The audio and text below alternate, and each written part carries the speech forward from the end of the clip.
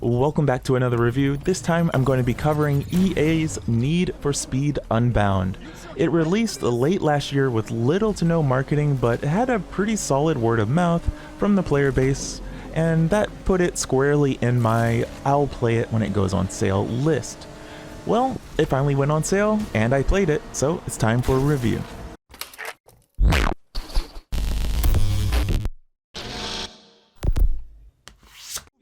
Need for Speed has been in a weird place in the last few entries, going from the top dog of the arcade street racing scene to more of a small footnote on the release calendar, as each subsequent game seemed to get less and less spotlight.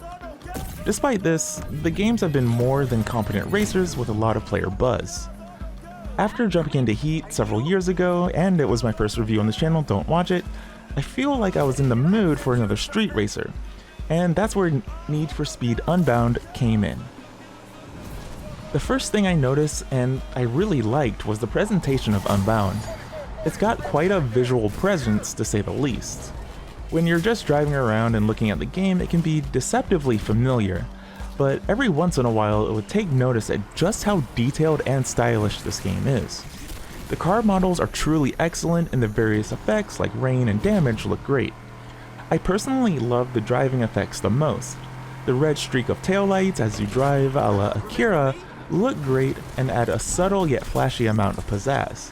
The city itself also looks great with a nice variety of downtown, industrial, suburb, and even hillside locations to drive through. Another bit of unique style the game has is its anime-inspired cel shading for smoke effects and characters. It sounds and feels strange to see at first, but it quickly blends into the overall package fairly well. I think if they went full anime I wouldn't have been into it as much, but at the same time this specific spot's approach looks good and adds a lot of much needed personality to the game. The characters never feel like they really blend in completely, but I appreciate the idea. Easily the best part though is the soundtrack.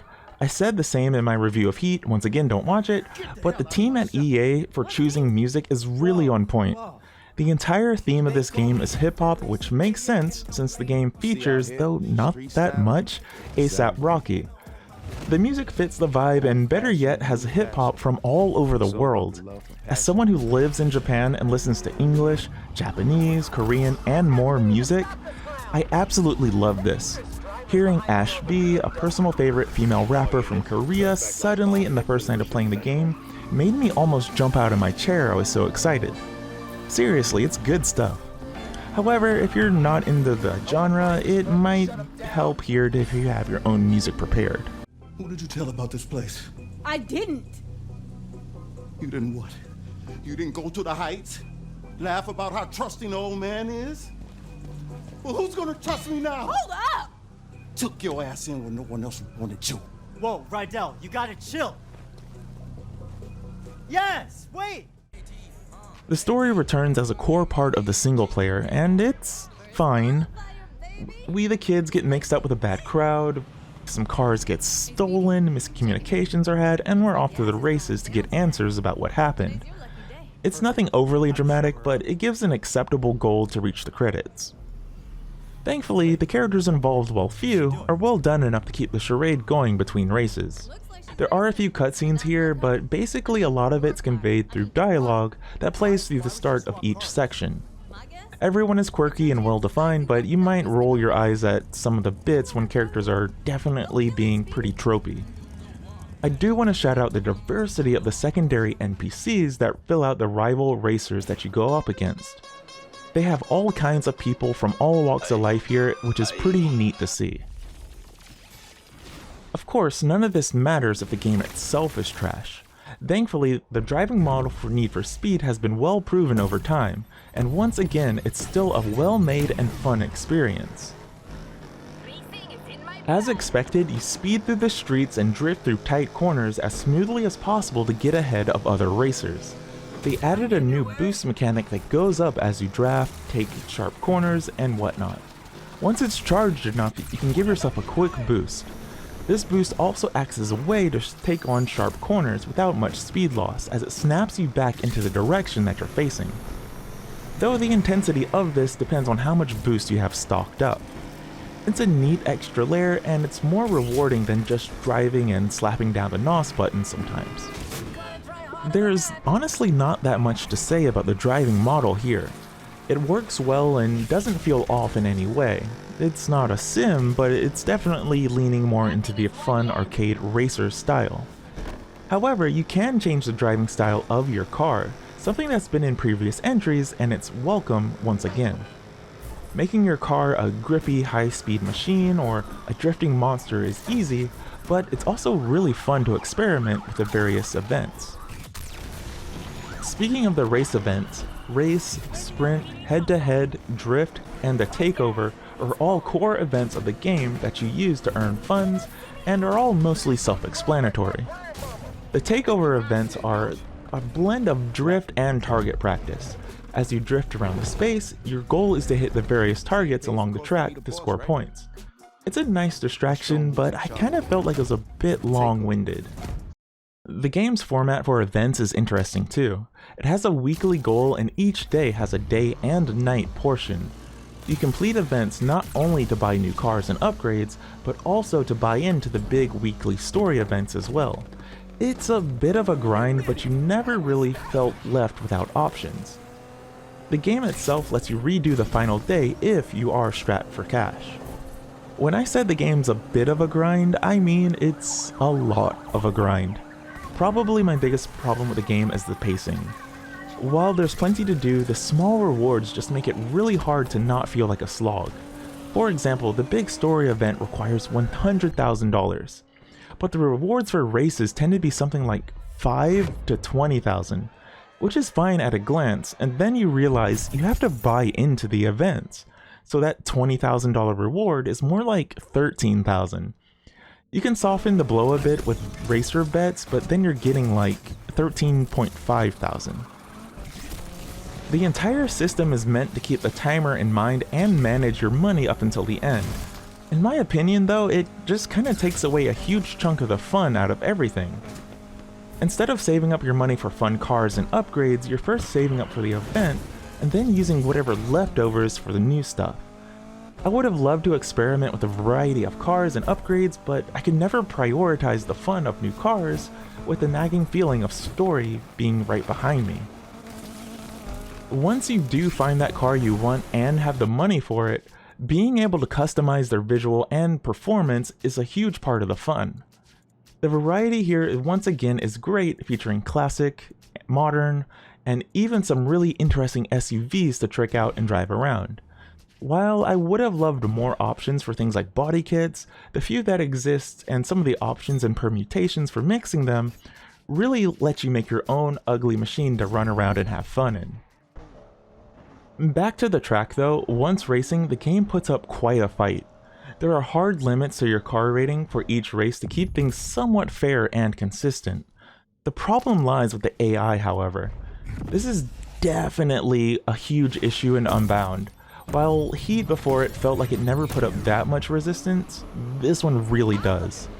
Sadly, instead of racers just having good AI or unique upgrades, they have some good old-fashioned rubber band AI. While it's not the most severe in the genre, it's crazy that this style is still the go-to for racing AI. It's not unbeatable, but that car that you should blow out of the water blasting past you at a random moment will never not be annoying. Cops return this time as well in their usual fashion. As you race, you level up the heat gauge. The higher it goes, the more cops are going to be on patrol, and the faster they will engage you in a chase. They're not exactly difficult to escape this time around thanks to the open world nature, so you can kind of just blast off a cliff in some locations and get away well. Actually, that's kind of the best way to do it. There's no real places to hide or reach specific places where you can just get them to back off, sadly.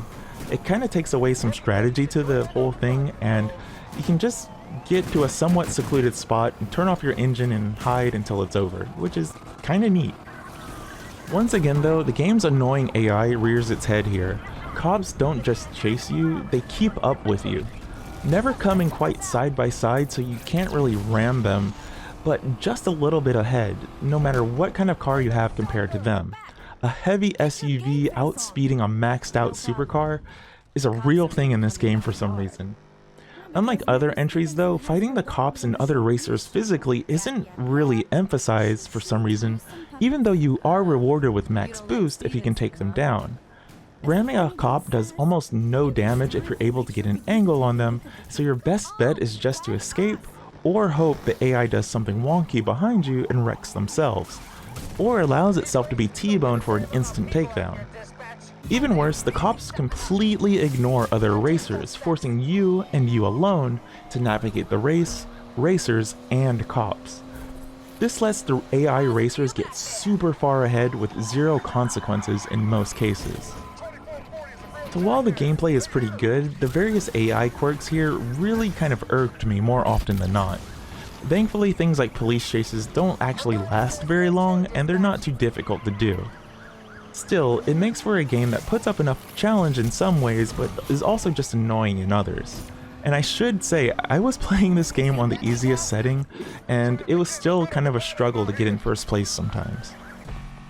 Rounding out the driving experience are challenges. Car deliveries reward you with money and the option to buy a new custom car. They're broken up by who requests them, but day events are speed challenges and night events are cop evasion. Racer rescues give you a touch of background for the character as well as a new safe house to serve as a checkpoint when you start or end a session. These are neat and give some fun world building as well as letting you experience some of the more interesting cars that exist. Lastly, in usual Need for Speed fashion, there are a ton of collectibles and challenges to do that unlock a variety of cosmetic rewards for the cars. Smashing billboards, drift challenges, gathering art, and more all fill out the experience as you cruise the streets. It's plenty enough to give you a little bit of extra to do as you drive towards the next race course. Need for Speed Unbound is exactly what you think you'll be getting, and honestly, that's about it. That's both a good thing and a bad thing when it comes to this franchise at this point. On the one hand, it's a great arcade racer. It's got a great driving model, good visuals, and an excellent soundtrack. The variety of cars and customization options are neat and varied. The characters are diverse and likable, with their appearances being small enough that it never gets annoying. And it's a fun game that doesn't overstay its welcome while also having a variety of extras to do. Not to mention it has a full online mode to chew through if you have the time or you can find the people to do it with. On the other hand, its pacing feels skewed towards a grind instead of leaning in on the fun of car collecting and customization. The amount of events feels stifled on purpose to its own detriment as well. The AI leaves a lot to be desired in the races and chases, but it never hits a level where it feels impossible. Some other strange issues, if I can be blunt, there's just a feeling of a lack of ambition and to be a bigger and better than before game that really hold this one back. Need for Speed Unbound is nothing truly special. It's another solid racer in the franchise, and that's about it. While it doesn't grip the wheel and slide into anything truly amazing, it does check all of its boxes for a good, but not amazing experience. Thankfully, this game goes on sale quite often, and if you're in the mood to tear up the streets in a hypercar, it's going to be there waiting with the engine running. That said, while I had my criticisms of it, this game was downright fun and entertaining, and that's all it needs to be at the end of the day. It may not be the step forward that the series needs, but it's worth taking a look for the curious. That's going to do it for this review of Need for Speed Unbound. Please drop a like, a sub, ring the bell for notifications for more reviews like this from me, Valkerion. I hope to see you again next time. Please leave a comment down below as well if you want to talk about Need for Speed, any other content I make, or if you just want to, tell me I suck and I shouldn't do this anymore. Either way, let me know down below, and I hope you have a good day. Good night, guys, and good game.